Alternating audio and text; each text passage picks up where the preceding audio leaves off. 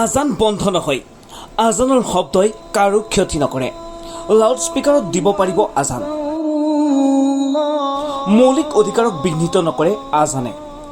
আজান সম্পৰ্কত কৰ্ণাটক উচ্চ ন্যায়ালয়ৰ গুৰুত্বপূৰ্ণ মন্তব্য। ভাৰতৰ সংবিধানৰ 25 আৰু 26 অনুচ্ছেদ সহিষ্ণুতাৰ নীতিৰ প্ৰতীক, যিটো ভাৰতীয় সভ্যতাৰ বিশেষত্ব।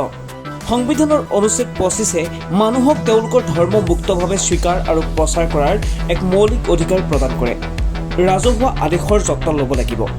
ন্যায়ালয়ৰ ৰায়ক আদৰণি মুছলমান সমাজৰ। অৱশ্যে এইটো সম্পূৰ্ণ অধিকাৰ নহয়, এই কথাও প্ৰকাশ কৰে আদালতে। ই ৰাজহুৱা শৃংখলা, নৈতিকতা আৰু স্বাস্থ্যৰ ক্ষেত্ৰত ভাৰতীয় সংবিধানৰ 3য় খণ্ডৰ অন্যান্য বিধানৰ অধীনত নিষেধাজ্ঞা সাপেক্ষে। আজানৰ কণ্ঠই আন ধৰ্মৰ লোকসকলে উপভোগ কৰা মৌলিক অধিকাৰ উলংঘা কৰে বুলি কৰা যুক্তি কেতিয়াও গ্ৰহণ কৰিব নোৱাৰি বুলিও উল্লেখ কৰা হয়।